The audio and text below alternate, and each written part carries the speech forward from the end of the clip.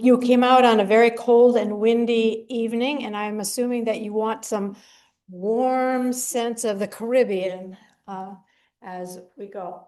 So first I want to kind of define what the Caribbean Sea is.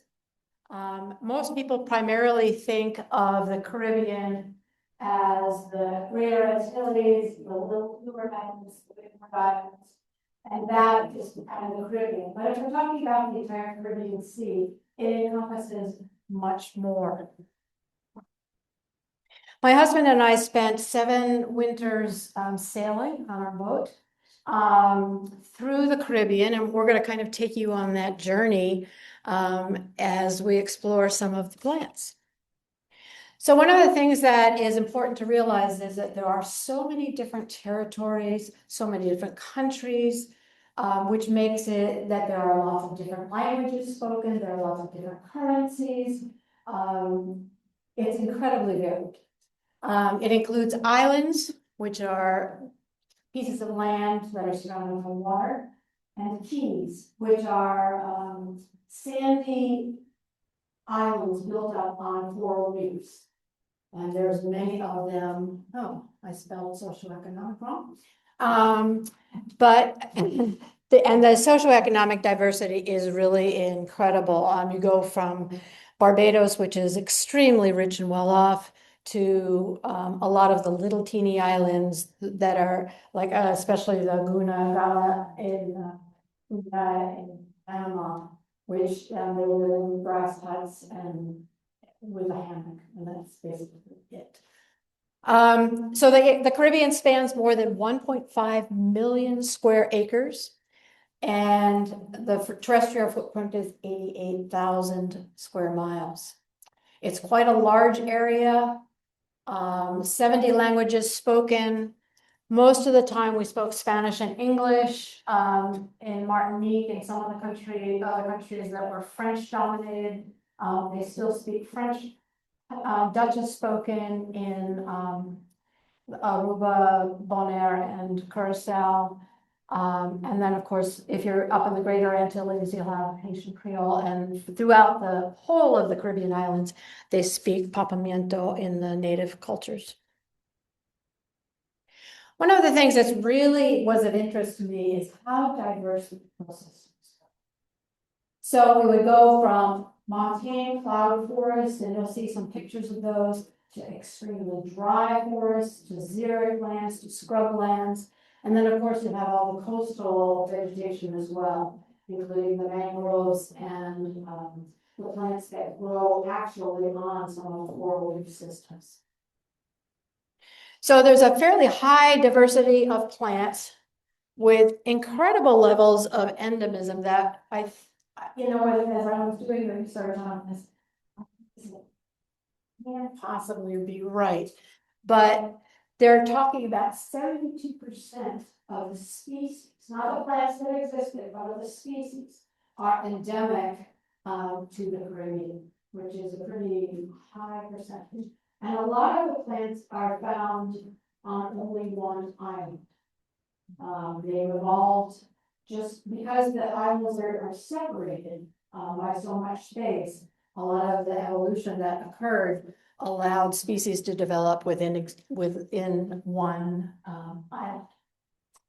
So this gives you a little bit of a sense. At 11,000, I see some other figures say about 12,000, but there are quite a few different plant species, but only about 10% of the area's original habitats remain. As I was doing my research, I kept thinking, oh, if the Caribbean only had vascular plants of the Caribbean. We are so fortunate to have Peter's work here in Montana. It's really a privilege, and a huge thank you to Peter for the work that he's done on that, because it was really difficult for me to find identification of a lot of species. And a lot of them come from countries like Africa and India and the Philippines and whatnot. So it's really hard to tell what some of them were. This is not my forte, so I'm not going to spend a lot on it. So when Europeans originally came to the Caribbean, most of the habitat was forested, and you can see in the ecoregions. I'm sorry, I don't know how to talk to them. But you can see that all of these areas were pretty heavily forested. Haiti was extremely heavily forested, sorry. And then there were lots of mangroves, and you want to consider those to be forested. But there's some really striking differences between the moist forests and the xeric scrub forests. You know, when I first went to the Caribbean and I saw all these cacti, I was like, what? I didn't expect that in the Caribbean.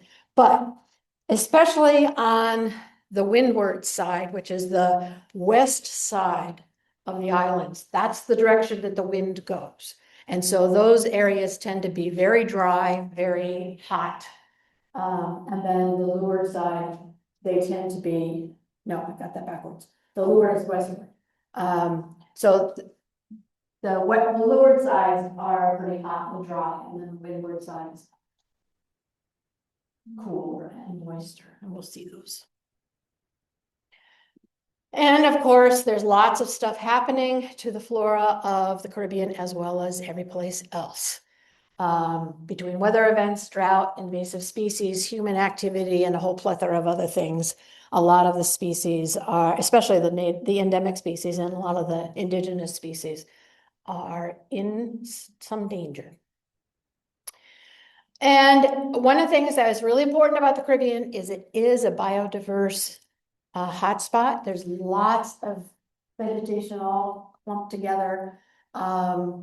See here, this is the estimated total number of sea plants is 12,847, which is quite a bit higher than the 11,000 at the Smithsonian says, but whatever, there's a lot of plants. So the key flora are the mangroves, and mangroves are salt water tolerant plants. They put out all of these roots that connect into the sand, and they're used a lot for vegetating areas that have been disrupted by hurricanes or whatnot. As a boater, one of the things that we used well, we didn't have to because we didn't sail during the hurricane season, but during the hurricane seasons, boats will go into the mangroves and tie every line that they have on the boat to the mangroves as a way to secure the boats in hurricanes. So the mangroves are really, really critical, and they're critical for lots of other animals and birds, and they're just hugely important. And there are several different species. This happens to be the red mangrove. And I tried out all the slides to give you both the botanical name and the common name as much as I could find. But yeah, so mangroves are really important. Lots of tropical flowers, you all know, hibiscus and frangipani, and just a lot of things that you really associate with the tropics are found in the Caribbean. Lots of trees and palms, and we'll look at those. And then, of course, the epiphytes and bromeliads that are everywhere. Just really quickly, I wanted to say that a lot of the vegetation is used for food. And I really didn't feel like I could leave that out. The mango tree, the mango, 90 feet long. It's a member of the poison ivy family, though. So if you happen to really the oil in them is kind of yucky. Coconut palms were ubiquitous throughout. And you know, the natives, they just climb up those trees with their machetes and chop them down and then chop them open and put the stick of straw in it and away you go. Breadfruit was introduced from Africa. It's a very starchy, it's a big fruit like that. And it was imported by the plantation owners to feed the slaves. So it became naturalized as a result of that. And soursop is just another crazy little fruit. It's all very bulky, and it flavors things like ice cream. Blah, blah, blah. Star fruit you should be familiar with from the grocery stores here. Papaya. I'm sorry, I don't have a picture of the papaya, but here's the leaf.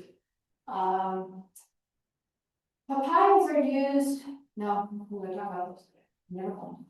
And bananas, I don't know if you've seen this before, but the botanical name has the X in the middle because it's a hybrid of two different species of bananas.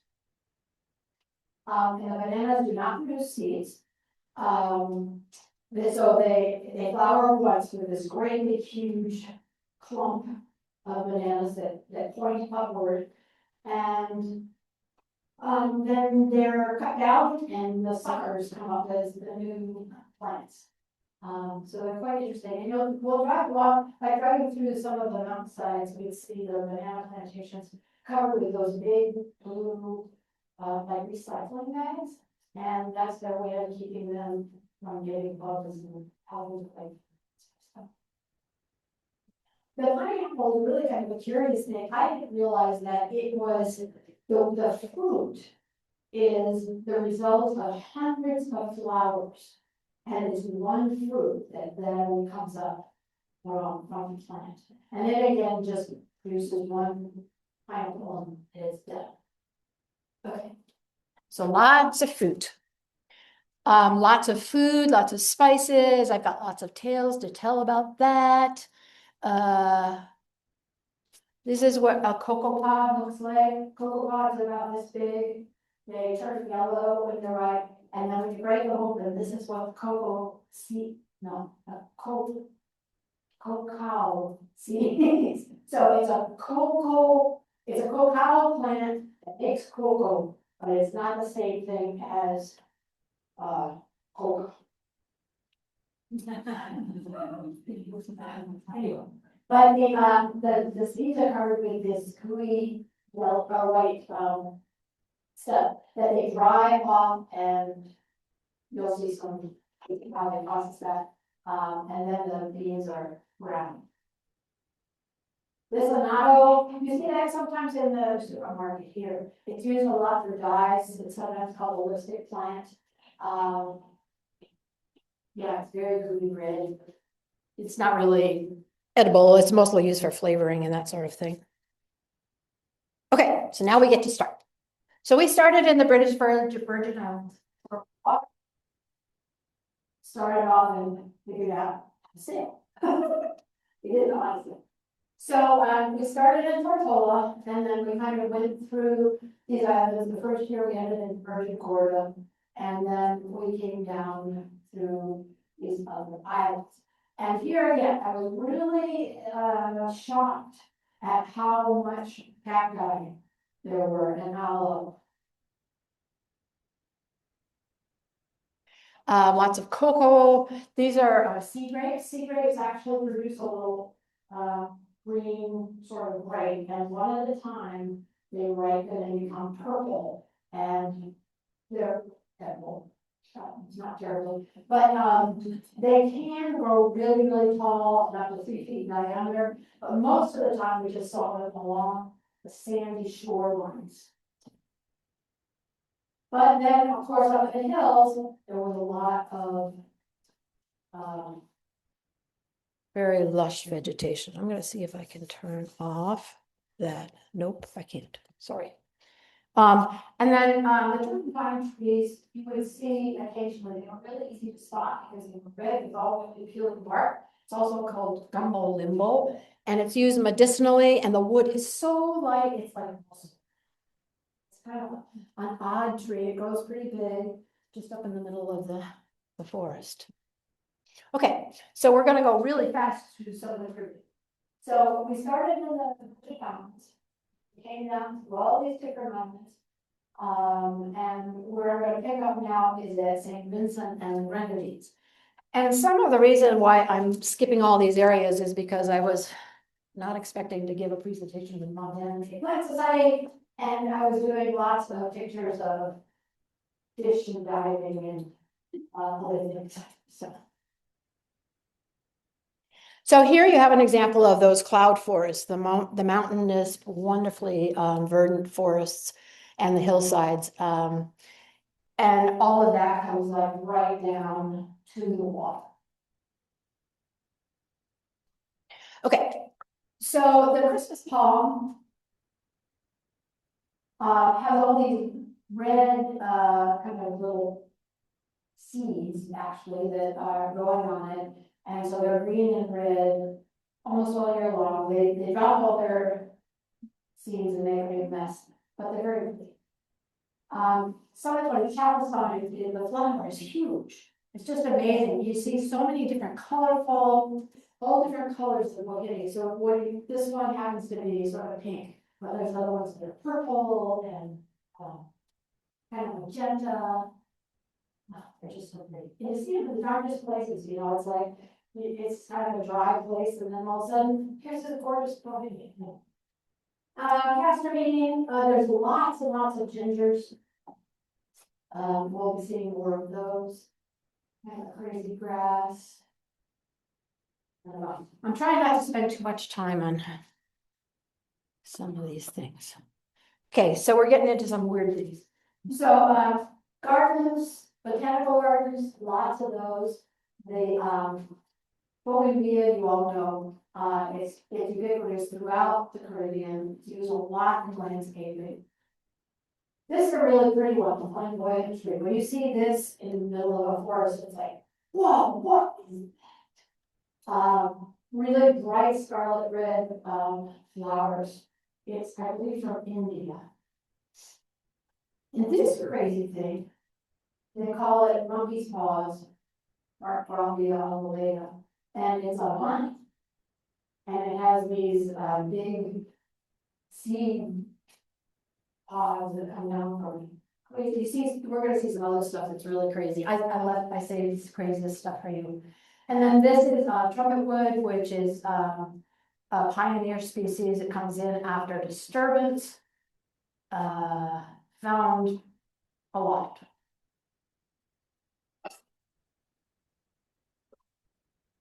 Okay, so now we're going to move to Grenada. And the reason I have so much about Grenada is when we came down here, we were St. Vincent Royal, and then came down to Grenada. And then we ended up coming down to Trinidad. But in order to catch the winds to be able to come further west, we had to return to Grenada to come back. So I did a lot of plant pictures in Grenada. This is an invasive coral vine, but you can see it just takes. It's very pretty, but it takes quite a few different euphorbia species. That's kind of interesting. And here's frangipani again. This one's a Mexican plumeria, and look how big the caterpillar is that feeds on that. And here's my hand. It's like, yeah. So it was pretty huge, and a lot of times you would see the frangipani trees defoliated, and you'd see the flowers, but that was often the work of these caterpillars. The fence post tree was actually used kind of as a fence post. And there were areas where it was just solid along the ocean. And these bright pink flowers were just so pretty. Lots of the plants have this shape of a flower, which I think of as more almost like a scapular, that kind of 2 lobes on the top and 3 lobes on the bottom. This is a red ginger. These gingers are not edible. They are that's not here. Anyway, yeah, they're not edible. They're used ornamentally. Yeah, I've seen snakes on them and stuff like that, but I'm not too sure. This is one of the weirdest trees I've ever seen. This is a cannonball tree. These cannonballs are actually like a size of a cannonball. And they are hard and they're brown. And when they ripen after about 18 months, they stink. But they have really cool flowers. They have these again, giant big flowers. And you can see there's a whole lot of buds coming. So it has like these branches full of flowers. It's just a weird plant. So it's not very useful, but it's kind of cool to look at. Lots of vines. This one's a bush morning glory, which has actually more speed than the typical glory vine.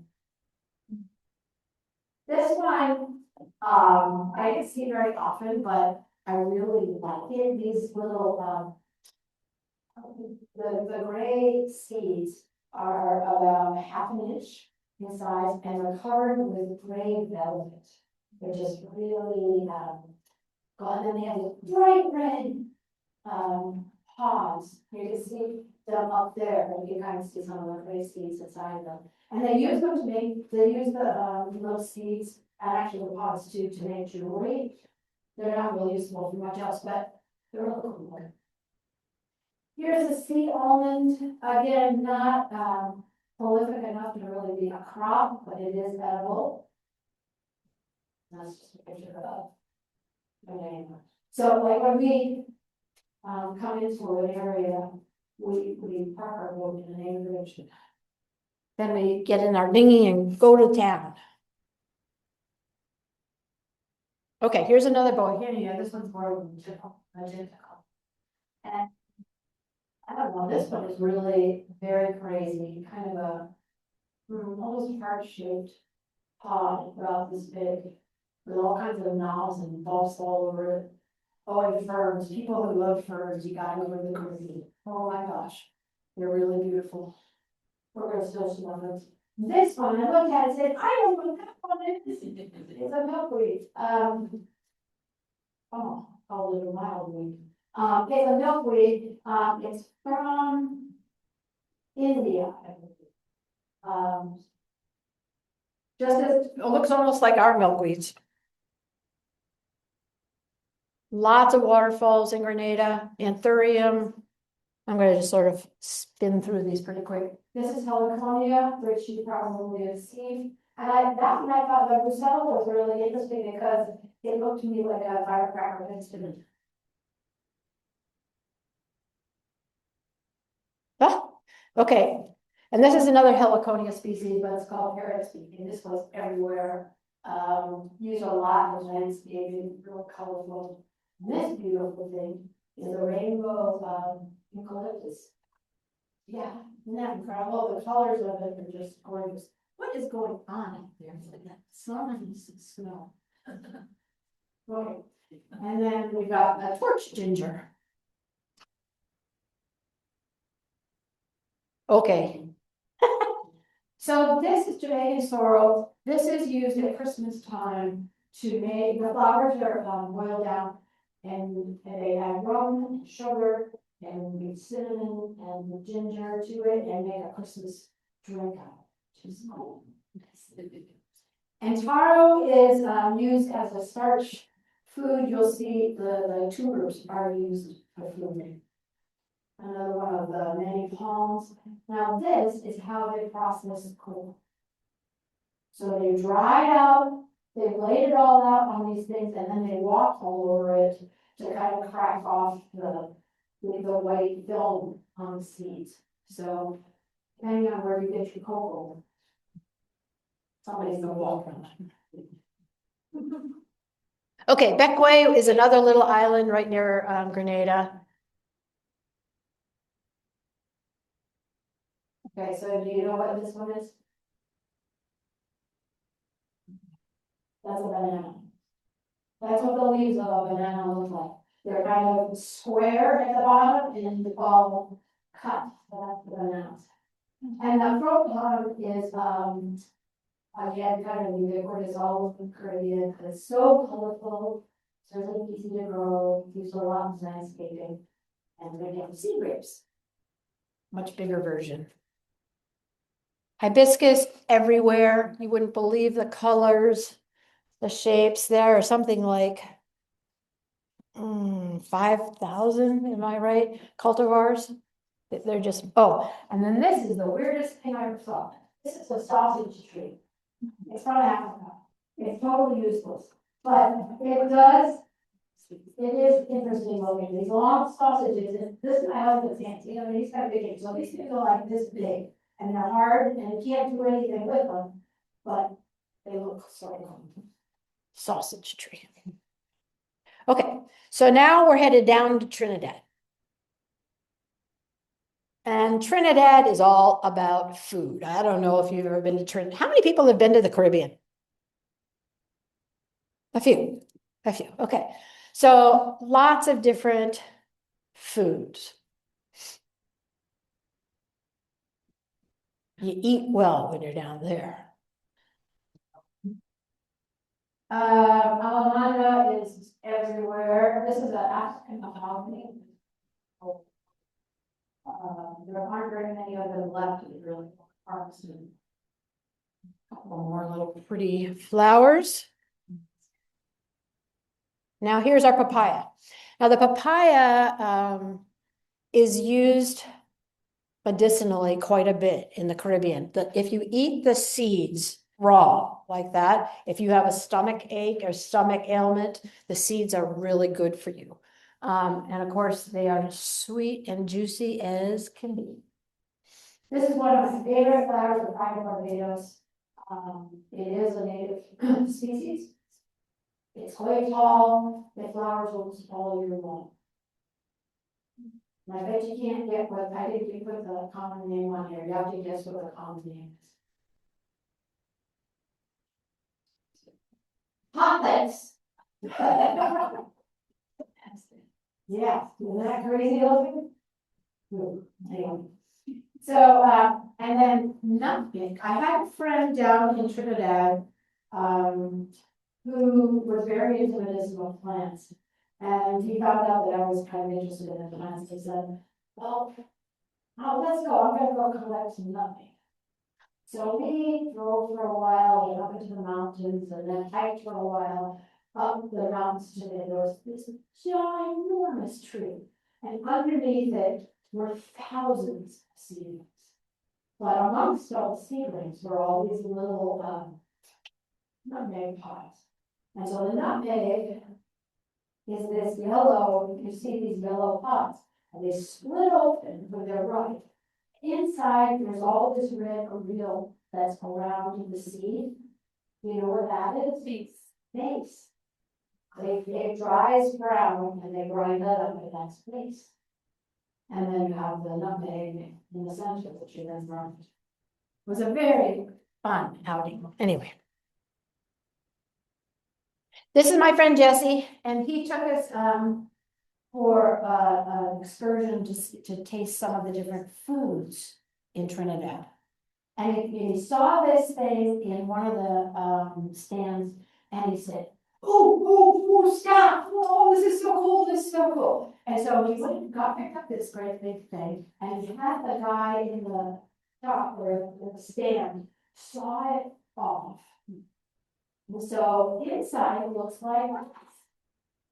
And then each one is the Brazil. Isn't that weird? These giant, huge things. Anyway, I thought it was cool. And I put this in, it's because they're on vegetation, right? This is interesting, these are all scarlet eyes. And at night, they all fly into groups. And so the picture isn't very clear because it's getting quite dark. But yeah, they're so cool. Trinidad has amazing birding, amazing. Okay, so then from Trinidad, we came down to these little islands. It's a marine park as part of Venezuela. And I was like, don't go to Venezuela, it's too dangerous, blah, blah, blah, blah. So we went by ourselves. But it was pretty cool. So we went to Los Roques, which means the rocks. And they are pretty much keys. They're pretty much built on the sand of the coral reefs. And you see you've got lots of, this is purslane. This is a huge purslane. Here's another red mangrove that you saw. And I don't know if you can see it, but up at the top there are birds. The whole thing is full of blue-footed boobies. And blue-footed boobies are about 3 by tall. And they're just brown. They don't look very colorful. And they're beautiful blue webbed feet. And then they have babies. This was a sanctuary. So we went to an island called, Isle de Settevendemie, I think, which was the island of the birds, and the boobies are about this big, and they're just like these little bottoms of blackies. They are so cute, so cute. And the boobies were like, I was swimming in this part of the thing, and as I was swimming along, the boobies were like flying over me, trying to figure out what the heck it was. It was very funny. Michael was afraid they were going to bomb me. The lemon tree, is a tree of life, very important plant in the Caribbean. Again, Bougainvillea. And the Hordia is very common, but just very, very bright and beautiful. Los Roques is a small community, and just as an aside here to the vegetation, it's all just sand streets and adobe buildings and whatnot. But as the conditions are in Venezuela, there was no food in the grocery stores.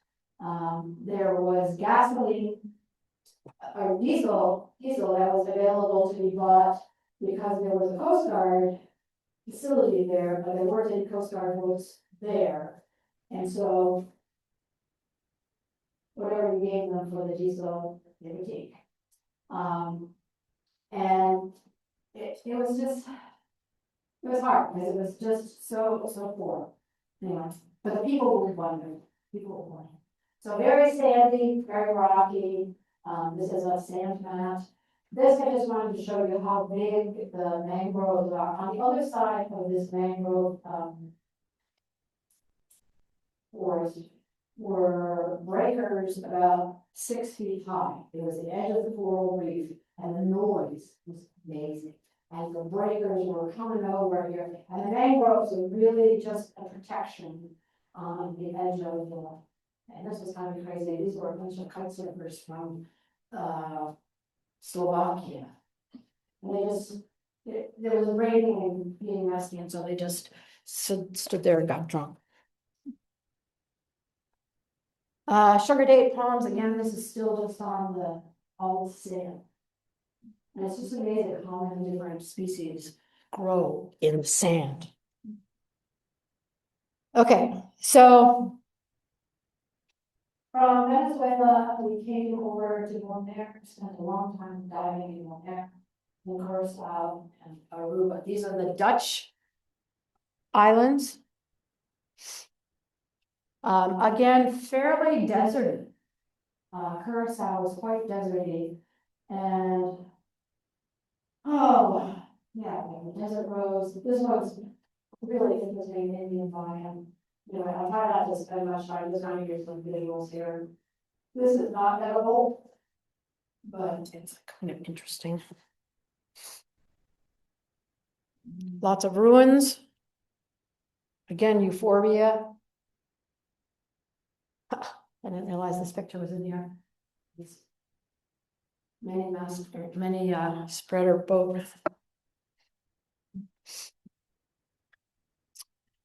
And then, so we did spend quite a bit of time.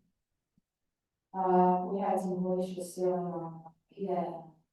Cartagena was wonderful. I would love to go back and explore some of the forests. Colombia was wonderful. All along here, along the coast of Panama, are called the Sunglass Islands, and there's hundreds and hundreds of islands. They're small little islands. This is again where the people live in grass huts. There's not much there. The water is crystal clear. It's beautiful. Oh, and I just had to show you this.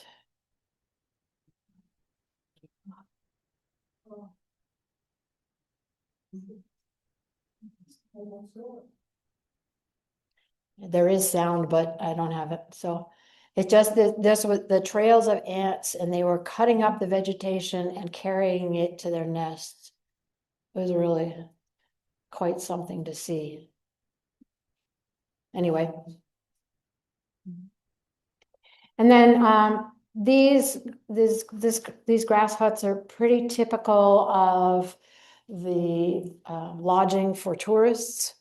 Most of the huts for the people that live there are much, much simpler, much smaller.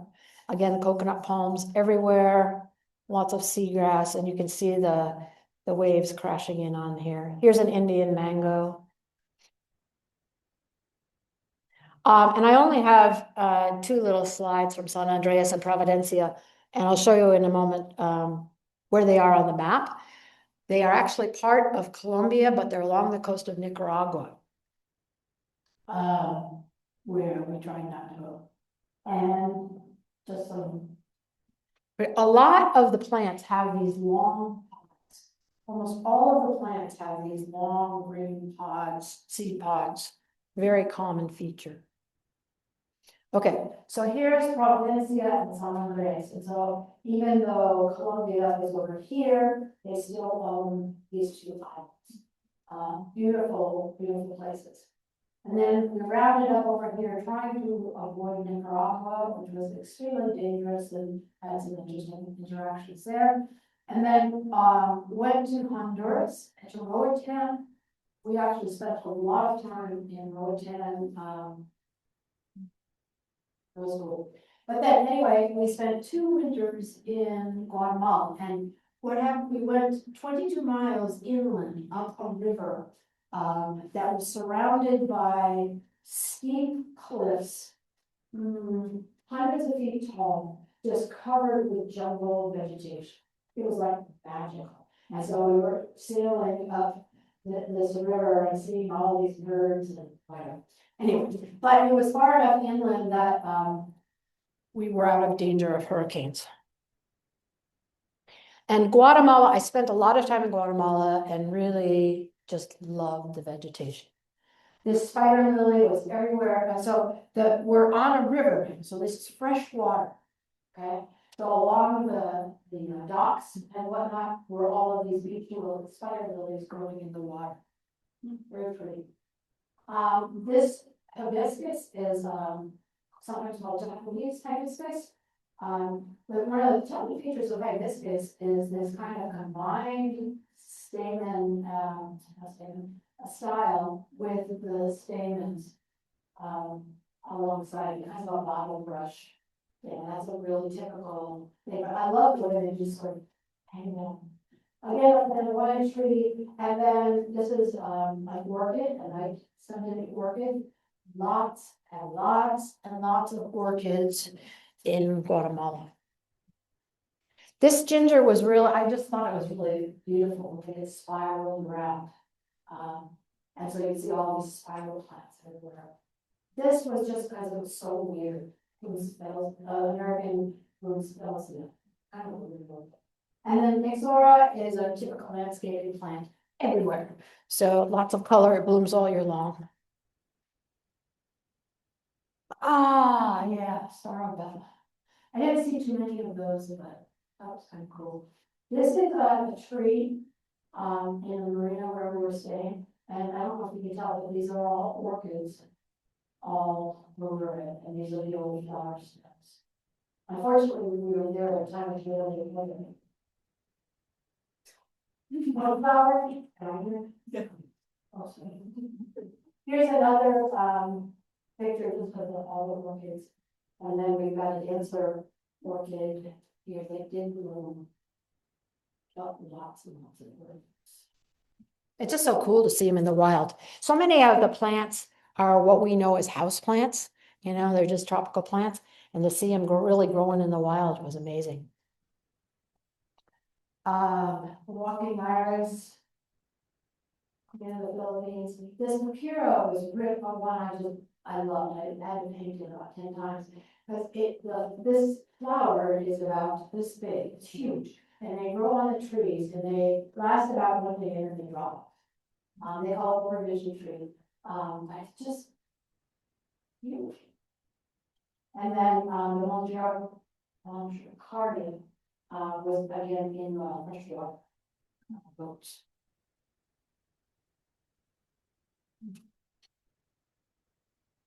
I wish I had the sound.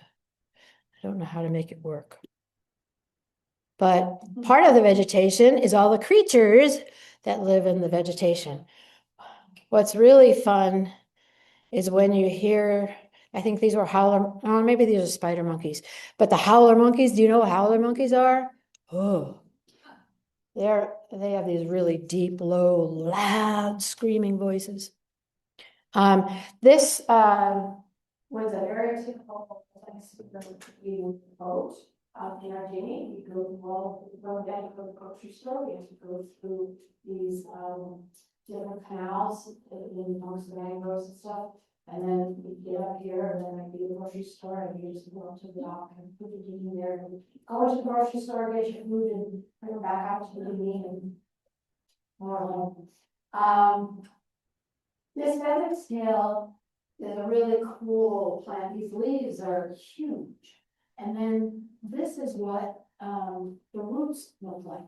They're all these above ground roots. It's so humid there that a lot of things just grow without really having to be, they're more epiphytic. Again, Bohenia, I guess I was attached to those. And the duster, pink duster, these are also an acacia plant. It is a really spiny, nasty kind of little plant, but it has these beautiful dainty things. They're a couple inches long, and every morning they're out. And then I don't know if you can see my little friend here, but this was a grocery store. This is a long one. One. And golden showers. The thing that's cool about the golden shower tree is when it doesn't have any leaves when it blooms, and so it's just covered in these great big swaths of things. Now, this tree is a sacred tree to the Mayans, the ceiba, and also known as a kapok tree. And when you see one, I mean, it's just like it's out in the middle of the rest of the forest all by itself. It's so huge, just enormous. And obviously, because it's sacred, they try not to cut it down, but pretty a lot of them have. You see how big it is. I mean, Michael's 6'2", and it's just like, oh, there it is. Are they old also? Yes, and they're fairly protected now, so when you find, especially when you find a big one, it's like, whoa. Anyway, okay. This is a Tillandsia, bulbous Tillandsia. The Douglas thought was really spectacular when it bloomed. It wasn't really showy, but it was just so weird looking. And it has all these little vegetative puffs. The growing ones. This is the giant Tillandsia, which there were lots and lots of, and they were just, they're just great big, huge air plants. And yeah, shrimp plant. That's another imported one, I think, from the Philippines. Philodendrons, this is so, it's in the grocery store, but it's just climbing up the trees. Lots and lots of lines. A lot of the plants that we see as plants in the grocery store are actually big growth trees. This is another vine from Queen's Leaf, which is used a lot in vegetation. Showing this was one of the most amazing little plants. These are small, these leaves, but excuse me, they're kind of like a weather vane. If it's a humid, rainy day, they're out in their new rainbows. But as soon as it gets dry, it's the ground shrivel up and they look like they're totally dead. Totally dead. But the next day it rains, they come back to life and they're really. So they're just really fun. And they grow obviously in awesome trees. Clamshells are good. Okay, and then finally, we're going to end in Belize. We didn't spend a lot of time in Belize. And just so you know, from Belize, we actually went back to Honduras before we went up to Mexico, and then finally up to Key West. And that whole thing was over about 7 seasons. Sailboats don't go really fast. And of course, we were heading west, and the winds So a lot of times we had the wind on our nose, and if you know anything about sailing, that's difficult. So just a couple of showy flowers again, Bolivia, shell ginger, the tea plant or Thailand, again, is ubiquitous, it's everywhere. And then we saw parents speak. Oh, yeah. That was police. And that is it.